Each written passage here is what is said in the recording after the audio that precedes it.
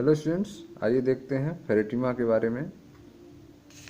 Earthworm Pheretima, first of all classification वर्गीकरण देखते हैं। The common Indian earthworm Pheretima posthuma belongs to the class Oligochaeta on the of the phylum Annelida.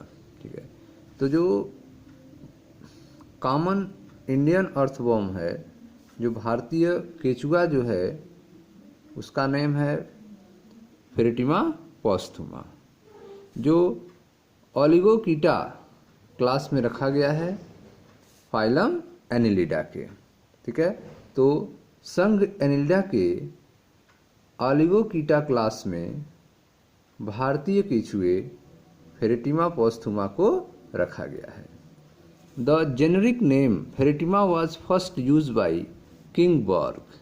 ठीक है, किंगबर्ग ने सबसे पहले फेरेटिमा नेम का यूज किया था 1867 में। Our knowledge of Pheretima is mainly due to the work of Karm Narayan बहल। ठीक है, तो फेरेटिमा के बारे में जो भी नॉलेज है हमारे पास, जानकारी है हम लोगों के पास, वह किसके वर्क पे है? कर्म नारायण बहल के वर्क पे। ठीक है, तो कर्म नारायण बहल ने फेरेटिमा पोस्थुमा पे वर्क किया था। उन्होंने जो भी जानकारी दी है फेरेटिमा पोस्थुमा के बारे में, वह हमें जानकारी के रूप में उपलब्ध है। Earthworm is a burrowing animal. ठीक है, living in boroughs made in moist soil. Earthworm जो है बरोइंग एनिमल्स है, बिल में रहने वाला एनिमल है। ठीक है, जो नम मिट्टी में बिल बनाकर रहता है। Earthworm is nocturnal, that is active during night. Earthworm जो है वह नॉक्टर्नल है, रात्रिचर है, रात को निकलता है। ठीक है, अब आते हैं मॉर्फोलॉजी पे। फेरेटिमा की मॉर्फोलॉजी कैसी होती है? अर्थवर्म इज ब्राउन और क्ले कलर्ड। ठीक है, तो जो केचुआ है अर्थवर्म, इसका कलर कैसा होता है? ब्राउन कलर या फिर क्ले कलर्ड होता है। This is because of the pigment porphyrin. ठीक है, तो अर्थवर्म का जो कलर है ब्राउन और क्ले कलर, वह पोरफायरिन पिगमेंट के कारण है। पोरफायरिन पिगमेंट के कारण अर्थवर्म का कलर ब्राउन या फिर क्ले कलर होता है। Numerous granules of porphyrin pigment are found scattered in the circular muscle layer of body wall. ठीक है, तो फेरेटिमा पोस्थुमा अर्थवर्म के बॉडी वॉल पर, ठीक है, जो सर्कुलर मसल्स हैं उनमें पोरफायरिन पिगमेंट्स जो हैं ग्रेन्यूल्स के रूप में फैले रहते हैं, बिखरे रहते हैं, जिसके कारण अर्थवर्म का कलर ब्राउन या फिर क्ले कलर आता है। ठीक है, तो numerous granule of porphyrin pigment are found scattered in circular muscle layer of body wall. ठीक है, बॉडी वॉल, शरीर के वॉल के पोरफायरिन पिगमेंट जो है वह सर्कुलर मसल लेयर पे फैला रहता है। Porphyrin protects the body from injurious effect of bright light. तो पोरफायरिन जो है वह अर्थवर्म के बॉडी पे इंजरियस इफेक्ट न हो, हानिकारक प्रभाव न हो, तेज प्रकाश से पोरफायरिन उस तेज प्रकाश से उसकी सुरक्षा करता है। ठीक है, तो पोरफायरिन जो है अर्थवर्म के बॉडी को प्रोटेक्ट करता है ब्राइट लाइट से। ठीक है, अब देखते हैं कि फेरेटिमा की बॉडी कैसी होती है। Body shape, body is cylindrical, bilaterally symmetrical, elongated with metameric segmentation. ठीक है, तो बॉडी जो फेरेटिमा की है, केचुए की होती है, वे सिलेंड्रिकल होती है, सीधी होती है, बाइलेटरली सिमेट्रिकल होती है, इलांगेटेड विथ मेटामेरिक सेगमेंटेशन। ठीक है, तो उसमें सेगमेंटेशन पाया जाता है, खंड पाए जाते हैं। Earthworm show both external and internal segmentation. ठीक है, तो अर्थवर्म के बॉडी में जो खंड पाए जाते हैं, जो सेगमेंट पाए जाते हैं, वे बाहर और अंदर दोनों तरफ होते हैं। ठीक है, तो अर्थवर्म की बॉडी जो है वह सिलेंड्रिकल बाइलेटरली सिमेट्रिकल होती है और इलांगेटेड विथ मेटामेरिक सेगमेंटेशन। ठीक है, पूरे शरीर पर सेगमेंटेशन पाया जाता है, खंड पाया जाता है। Earthworm show both external and internal segmentation.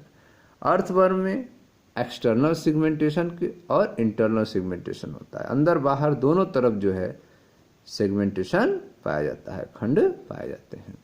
The number of segment of earthworm is about 120। The length is about 150 millimetre. ठीक है, तो अर्थवर्म की जो सेगमेंट हैं, नंबर्स है कितने खंड होते हैं अर्थवर्म में, तो 100 से 120 होते हैं। अर्थवर्म में जो खंडों की संख्या है, सेगमेंट्स की संख्या है अर्थवर्म में, वह 100 से 120 तक होती है और इसकी लंबाई जो है लगभग 150 मिलीमीटर होती है, 150 mm होती है। ठीक है, fleshy lobe fold overhanging the mouth is prostomium which is not a true segment. ठीक है, तो उसके माउथ के सामने एक फ्लैशी लोबी फोल्ड, ठीक है, एक फ्लैशी लोब निकला रहता है, लटका रहता है उसके माउथ के सामने। ठीक है, जिसे प्रोस्टोमियम कहा जाता है, जो एक सेगमेंट नहीं है, जो एक सच्चा सेगमेंट नहीं है। फ्लैशी लेफ्ट फोल्ड, ठीक है, fleshy lobe fold overhanging the mouth is prostomium which is not true segment. ठीक है, फिगर आप देख सकते हो, ये आपका अर्थवर्म का फिगर है। इस यह माउथ के सामने यह आपका एक फ्लैशी लेफ्ट फोल्ड ओवरहैंगिंग है, जिसे कहा जाता है प्रोस्टोमियम। ठीक है, तो यह संरचना प्रोस्टोमियम है। उसके बाद जो है माउथ पार्ट का हिस्सा है जिसे पेरिस्टोमियम कहा जाता है, पेरिस्टोमियम। ठीक है, तो fleshy left fold overhanging the mouth is prostomium which is not a true segment, यह एक ट्रू सेगमेंट नहीं है। The first segment is peristomium, जो पहला सेगमेंट होता है उसे पेरिस्टोमियम कहा जाता है। Or buccal segment which bears mouth, या फिर इसको बकल सेगमेंट कहते हैं, जो माउथ को धारण करता है, जिसमें माउथ पाया जाता है। ठीक है, 3 region in the body of earthworm are. ठीक है, तो अर्थवर्म के जो रीजन्स हैं उनको 3 रीजन्स में डिवाइड किया गया है। 3 रीजन्स देखें ध्यान से। The 3 regions in the body of earthworm are pre clitellar region, clitellar region and post clitellar region. ठीक है, तो क्लाइटेलम के बेस पे क्लाइटेलम को मुख्य माना गया, यह आपका क्लाइटेलम है। क्लाइटेलम के आगे का हिस्सा जिसे प्री क्लाइटेलम कहेंगे, और फिर क्लाइटेलम का हिस्सा, फिर क्लाइटेलम के पीछे का हिस्सा जिसे पोस्ट क्लाइटेलर रीजन कहेंगे। तो आपका प्री क्लाइटेलर रीजन 1 से लेकर 13 तक, ठीक है, 1 से लेकर 13 तक। ठीक है, सेगमेंट को प्री क्लाइटेलर रीजन कहा जाता है, जबकि 14, 15, 16 को क्लाइटेलर रीजन कहा जाता है। एंड पोस्ट क्लाइटेलर रीजन जो है वे 17 से लेकर लास्ट तक होता है। 17 से लास्ट तक का जो रीजन है उसे पोस्ट क्लाइटेलर रीजन कहा जाता है। ठीक है, तो क्लाइटेलम को बेस मानते हुए अर्थवर्म के बॉडी को डिवाइड किया गया है। प्री क्लाइटेलर रीजन जो 1 से 30 तक है, क्लाइटेलर रीजन जो 40, 15 और 16 है, एंड पोस्ट क्लाइटेलर रीजन जो आपका 17 से लास्ट तक है। Anus is located on the last segment, so A post anal tail is absent in earthworm. ठीक है, तो लास्ट सेगमेंट में एनस जो है अवेलेबल होता है अर्थवर्म में, इसलिए पोस्ट एनल, ठीक है, post anal tail is absent in earthworm. Earthworm में पोस्ट एनल टेल नहीं पाई जाती है। लास्ट सेगमेंट जो होता है वो क्या होता है, एनस होता है। Dorsal pore are present on the intersegmental grooves starting from 12-13 up to last but one groove. ठीक है, तो आप देख रहे हैं कि डार्सल पोर जो है पाए जाते हैं। Dorsal pore are present on the intersegmental groove. Dorsal pore जो हैं इंटरसेगमेंटल ग्रोव्स पे पाए जाते हैं और वह 12वें से 13वें खंड से स्टार्ट होकर लास्ट तक जाते हैं। ठीक है, वन ग्रोव, लेकिन वन ग्रोव को छोड़ के। Exudation coming out the body fluid take place through dorsal pore to keep body wall moist. ठीक है, तो आप देख रहे हैं कि जो एक्सडेशन है coming out the body fluid, body fluids जो हैं वे आते रहते हैं डार्सल पोर से और बॉडी जो है हमेशा जो है मॉइस्ट रहता है, भीगा हुआ रहता है, नम रहता है। ठीक है, exudation coming out the body fluid लैक्स takes place through dorsal pores. तो डार्सल पोर्स के हेल्प से बॉडी फ्लूइड्स बॉडी पे आते रहते हैं जिससे बॉडी वॉल जो है मॉइस्ट रहता है, नम रहता है। नेफ्रिडियोस्पोर्स, नेफ्रिडियोपोर्स ऑफ इंटेगुमेंट्री नेफ्रीडिया। ठीक है, नेफ्रीडिया जो है इसमें पाई जाती हैं, जो 3 नेफ्रीडिया होते हैं जिनके बारे में आगे बताया जाएगा। तो nephridiopores of integumentary nephridia 200 to 250 per segment found in all segment except the first 6। ठीक है, तो पहले 6 खंडों में नेफ्रीडिया जो है नहीं पाई जाती है, बाकी जो खंड्स हैं उनमें इंटेगुमेंट्री नेफ्रीडिया 200 से लेकर 250 पर सेगमेंट पाई जाती है। ठीक है, नेफ्रिडियोपोर्स ऑफ इंटेगुमेंट्री नेफ्रीडिया, नेफ्रिडियोपोर्स में जो इंटेगुमेंट्री नेफ्रीडिया है वह 2 से 250 पर सेगमेंट जो है पाई जाती है इन ऑल सेगमेंट, सभी सेगमेंट्स में, बट लेकिन एक्सेप्ट द फर्स्ट 6, पहले 6 को छोड़कर। क्लाइटेलर सेगमेंट कंटेन 2000 नेफ्रिडियोपोर्स पर सेगमेंट। जो आपका क्लाइटेलर सेगमेंट होता है कौन सा, 14, 15 और 16 जो सेगमेंट हैं उनको क्लाइटेलर रीजन कहते हैं। इनमें प्रत्येक सेगमेंट में 2000 नेफ्रिडियोस्पोर्स होते हैं। क्लाइटेलर सेगमेंट कंटेन 2000 नेफ्रिडियोपोर्स पर segment, so called forest of nephridia. तो क्लाइटेलर रीजन को, क्लाइटेलर सेगमेंट को फॉरेस्ट ऑफ नेफ्रीडिया कहा जाता है। फॉरेस्ट ऑफ नेफ्रीडिया क्यों कहा जाता है, क्योंकि क्लाइटेलर सेगमेंट्स के पर सेगमेंट में 2000 नेफ्रिडियोपोर्स पाए जाते हैं। आगे देखें, pores in the body wall concern with reproduction are 11 they are. ठीक है, तो आप देख रहे हैं कि जो रिप्रोडक्शन से संबंधित पोर्स होते हैं वे 11 से शुरू होते हैं। जो कौन कौन होते हैं, pore in the body wall concerned with reproduction are 11. They are spermatical pores in the intersegmental grooves of 5, 6, 6, 7, 7, 8 and 8, 9, 4 pairs. ठीक है, तो स्पर्मेथिकल पोर्स होते हैं जो इंटरसेगमेंटल ग्रोव्स पे पाए जाते हैं 5वें, 6वें, 6वें, 7वें, 7वें, 8वें और 8वें, 9वें में 4 पेयर्स के रूप में। Female genital pore mid ventral on segment 14th। ठीक है, तो जो फीमेल जेनाइटल पोर होता है वह 14वें खंड पर पाया जाता है। Female genital pore mid ventral on segment 14th। Male genital pore ventrolaterally 1 pair on segment 18th। ठीक है, तो 18वें खंड में मेल जेनाइटल पोर पाया जाता है जो वेंट्रोलेटरली होता है। ठीक है, male genital pore are present on segment 17 and 19 2 pairs.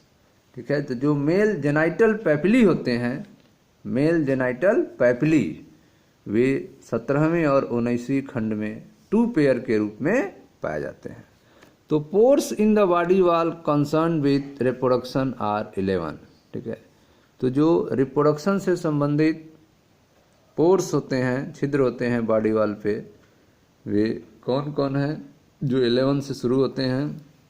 They are spermathecal pores in the intersegmental group of 5, 6, 6, 7, 7, 8 and 8, 9 4 pairs. Female genital pore mid-ventral on segment 14. Male genital pore ventrolaterally 1 pair on segment 18. Male genital papillae are present on segment 17 and 19 2 pair. ठीक है, यह reproduction से संबंधित होते हैं। स्पर्मेथिकल pores जो 5वें, 6वें, 7वें, 7वें, 8वें और 8वें, 9वें में 4 जोड़े पाए जाते हैं। फीमेल जेनाइटल पोर जो होते हैं 14वें खंड में पाए जाते हैं। मेल जेनाइटल पोर जो हैं वे 1 पेयर 18वें खंड में पाए जाते हैं। और मेल जेनाइटल पैपिली जो हैं वे 17वें और 19वें खंड में 2 पेयर के रूप में उपस्थित होते हैं। ठीक है, तो यह था मॉर्फोलॉजी के बारे में। अब आते हैं बॉडी वॉल के बारे में। केचुए का, अर्थवर्म का बॉडी वॉल कैसा होता है, इसको देखते हैं। Body wall is dermomuscular, consist of cuticle, epidermis, muscular layer and coelomic epithelium. ठीक है, तो अर्थवर्म का जो बॉडी वॉल होता है वह डर्मोमस्कुलर होता है। अर्थवर्म का बॉडी वॉल डर्मोमस्कुलर होता है, जिसमें सबसे बाहर जो है क्यूटिकल पाया जाता है, उपत्वचा पाई जाती है, उसके बाद एपिडर्मिस बाह्य त्वचा, मस्कुलर लेयर्स होते हैं और सबसे अंत में सिलोमिक एपिथेलियम पाया जाता है। ठीक है, तो इस तरह से आप देख रहे हैं कि अर्थवर्म में बॉडी वॉल जो है वह डर्मोमस्कुलर है, जिसमें cuticle, epidermis, muscular layer and coelomic epithelium पाई जाती है। Cuticle is thin, elastic, non cellular, non chitinous, made of collagen fibre secreted by underline epidermis. ठीक है, तो जो नीचे की तरफ एपिडर्मिस है, क्यूटिकल के नीचे जो एपिडर्मिस होती है वह सिक्रीट करती है। ठीक है, सिक्रीशन होता है उसका और उससे क्यूटिकल का निर्माण होता है। क्यूटिकल जो है वो पतला होता है, इलास्टिक होता है, नॉन सेलुलर, नॉन काइटिनस होता है, जो कोलेजन फाइबर से बनता है। इस कोलेजन फाइबर का सिक्रीशन अंडरलाइन एपिडर्मिस करती है। एपिडर्मिस कंसिस्ट ऑफ टाल कॉलमनर सेल ऑफ 4 टाइप्स। ठीक है, एपिडर्मिस में लंबी कॉलमनर सेल्स पाई जाती हैं जो 4 तरह की होती हैं। सपोर्टिंग सेल्स, ये अधिक मात्रा में होती है, मेजर पार्ट। ग्लैंडुलर सेल्स, जिसमें गॉबलेट एंड एल्ब्यूमिन आता है। Basal cell and sensory cells. ठीक है, ये सारे सेल्स हैं जो कि एपिडर्मिस में पाए जाते हैं। सपोर्टिंग सेल्स जो मेजर पार्ट हैं, ग्लैंडुलर सेल्स जो goblet and albumin, basal cells and sensory cells. Both circular and longitudinal muscle layer are present. Muscles में दोनों मसल पाए जाते हैं, सर्कुलर मसल्स भी पाए जाते हैं और लॉन्गिट्यूडनल मसल्स भी पाए जाते हैं। ठीक है, जिससे शरीर इसका लंबा होता है और सिकुड़ता है, इसलिए 2 मसल्स पाए जाते हैं, एक लंबाई के लिए और एक सिकुड़ने के लिए। All segment except the first, last and clitellar segment contain setae. ठीक है, तो फर्स्ट, लास्ट और क्लाइटेलर सेगमेंट को छोड़कर, पहला, अंतिम और क्लाइटेलर सेगमेंट के छोड़कर जितने भी सेगमेंट होते हैं अर्थवर्म में, सब में सीटी पाया जाता है। पेरिकाइटिन अरेंजमेंट पाया जाता है। ठीक है, जिसे सीटी कहते हैं। तो all segment except the first, last and clitellar segment contain setae, that is perichaetine arrangement. ठीक है, तो all segment except the first, last and clitellar segment contain setae, that is perichaetine arrangement. Setae are S shaped. Setae जो पाई जाती है वह S shape होती है।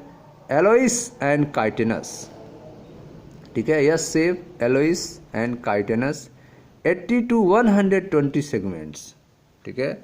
80 से 120 सेगमेंट्स में यस सेप की, एलोइस एंड काइटिनस सिटी पाई जाती है। City and contraction of muscle help in locomotion, ठीक है। सिटी और मसल्स के कंट्रैक्शन से अर्थवर्म जो है लोकोमोशन करता है, मूवमेंट करता है, गति करता है, ठीक है। यह था बॉडी वॉल के बारे में। अब देखते हैं बॉडी कैविटी के बारे में। Body cavity of earthworm. Body cavity is a true coelom containing milky white alkaline coelomic fluid। Body cavity में ट्रू सिलोम होता है अर्थात सीजोसील, ट्रू सिलोम है अर्थात सीजोसील, containing milky white alkaline coelomic fluid. Body cavity में एल्कलाइन सिलोमिक फ्लूइड्स पाए जाते हैं। Body cavity is a true coelom सीजोसील containing milky white alkaline coelomic fluid. Coelomic fluid contains corpuscles of following types। coelomic fluids में corpuscles पाए जाते हैं जो निम्न प्रकार के हैं। ग्रेनुलोसाइट, जिसे फैगोसाइट्स भी कहते हैं। मोस्ट न्यूमरस मोनोम्यूकोसाइट्स, ठीक है। तो coelomic fluid contain corpuscles of following types. Coelomic fluids में कार्पेसल्स पाए जाते हैं जो निम्न प्रकार हैं। ग्रेनुलोसाइट्स, जिसे फैगोसाइट्स कहते हैं। Most numerous mucocytes, granulocytes and mucocytes. Circular nucleated cell, that is leucocytes and chloragogen, ठीक है, क्लोरागोगेन सेल्स, एलो सेल्स, ये सब जो हैं सिलोमिक फ्लूइड्स में डिफरेंट टाइप के कार्पेसल्स हैं जो पाए जाते हैं। Granulocytes, most numerous mucocytes, circular nucleated cells जिसे ल्यूकोसाइट्स कहेंगे, and chloragogen cells, yellow cells. ठीक है, क्लोरागोगेन सेल्स आर स्मॉल, ठीक है। जो क्लोरागोगेन सेल्स हैं वे कैसे होते हैं? स्मॉल होते हैं। Chloragogen cell are small star shaped yellow cells concern with store of reverse food, reserve food, ठीक है। तो आपका जो क्लोरागोगेन सेल है वे छोटा होता है, स्टार शेप्ड होता है। Yellow cells concern with storage of reserve food, जिसमें रिजर्व फूड मटेरियल रहते हैं। Deamination of protein, formation of urea and also excretory, analogous of liver and vertebrates, ठीक है। तो आप देख रहे हैं कि जो क्लोरागोगेन सेल्स है वे स्मॉल होते हैं, स्टार शेप्ड होते हैं। Yellow cell concern with storage of reserve food, ठीक है। यह रिजर्व फूड के स्टोरेज का काम करते हैं chloragogen cells. Deamination of protein, protein के डीएमिनेशन का काम करते हैं, प्रोटीन को तोड़ने का काम करते हैं, जिससे यूरिया और एक्सक्रीटरी प्रोडक्ट पैदा होते हैं। Formation of urea and also excretory, analogous the liver of vertebrate, ठीक है। तो यह जो वर्टिब्रेट्स होते हैं उनके लीवर का एनालॉगस है क्लोरागोगेन सेल्स, ठीक है। Coelomic fluid work as a hydraulic skeleton, जो सिलोमिक फ्लूइड है वह ठीक है, हाइड्रोलिक स्केलेटन की तरह वर्क करता है। एड्स इन लोकोमोशन, जो लोकोमोशन को मदद देता है, जोड़ता है। तो coelomic fluid work as a hydraulic skeleton, aids in locomotion. Coelom is divided into chamber by septa, coelom जो है वह डिवाइड होता है चैम्बर्स के रूप में सेप्टा की मदद से। Septa are absent in first 4 segment, ठीक है। पहले 4 सेगमेंट्स में सेप्टा नहीं पाए जाते हैं। सिलोम जो है इन सेप्टा से हेल्प से चैम्बर में डिवाइड होते हैं। पहले 4 सेगमेंट में सेप्टा नहीं होते हैं। First 9 septa that is up to septum 13 to 40 are without perforation, ठीक है, परफोरेशन। तो first 9 septa that is up to septum 13 to 40 are without perforation. यह था आपके body cavity of earthworm. Next है आपका alimentary canal of earthworm. Earthworm का alimentary canal कैसा होता है इसके बारे में, ठीक है स्टूडेंट्स। तो इसको नेक्स्ट वीडियो में अर्थवर्म के एलिमेंट्री कैनाल के बारे में चर्चा करेंगे। आप अर्थवर्म का फिगर देख सकते हैं। यह आपका फेरेटिमा पोस्थुमा है। Entire worm in ventral view and anterior in dorsal view. ये फिगर आप देख सकते हैं, जिसमें अर्थवर्म का फिगर है, जिसमें आप देख सकते हैं यह इसका फर्स्ट पार्ट माउथ के सामने एक उभार निकला हुआ है जिसे प्रोस्टोमियम कहते हैं, और फर्स्ट पार्ट जो है उसे पेरिस्टोमियम कहा जाता है, ठीक है। सीटी जो है आप देख रहे हैं हर पार्ट में पाए जाते हैं। क्लाइटेलम है, या उसके पीछे देखें आप जेनाइटल पैपिली हैं। इसी में आपके मेल जेनाइटल अपर्चर है, यह मेल जेनाइटल अपर्चर है। यह आपका फीमेल जेनाइटल अपर्चर है, और केचुए का लास्ट पार्ट जो है आपका एनस है, ठीक है। फेरेटिमा में काइंड्स ऑफ सिलोमिक कार्पसल्स। तो फेरेटिमा में अलग अलग प्रकार के कार्पसल्स पाए जाते हैं। जैसे यह आपका कार्पसल्स है जिसे अमीबोसाइट्स या ग्रेनुलोसाइट या फैगोसाइट्स कहा जाता है। अमीबोसाइट्स, ग्रेनुलोसाइट और फैगोसाइट्स। यह आपका म्यूकोसाइट्स है। यह सर्कुलर न्यूक्लिएटेड सेल्स हैं। यह आपके एलोआर, ठीक है, क्लोरोगोगन सेल्स हैं, ठीक है। एलोआर क्लोरोगोगन सेल हैं, जो जिसे क्या कहा जाता है, जिसे analogous to the liver of vertebrates कहा जाता है। एलोआर क्लोरोगोगन सेल को analogous to the liver of vertebrates इसको कहा जाता है। यह प्रोटीन के डीएमिनेशन में हेल्प करता है, जिससे यूरिया और दूसरे एक्सक्रीटरी सब्सटेंस जो हैं पैदा होते हैं, ठीक है स्टूडेंट्स। तो यह था आपका फेरेटिमा के क्लासिफिकेशन, मॉर्फोलॉजी, बॉडी वॉल और बॉडी कैविटी के बारे में। नेक्स्ट वीडियो में हम आपको फेरेटिमा के एलिमेंट्री कैनाल की चर्चा करेंगे। मिलते हैं नेक्स्ट वीडियो में, जहां पर फेरेटिमा की एलिमेंट्री कैनाल पढ़ा जाएगा। मैं मनीष गुप्ता अपने चैनल में आपका स्वागत करता हूं दोस्तों। मिलते हैं नेक्स्ट वीडियो में। Thank you.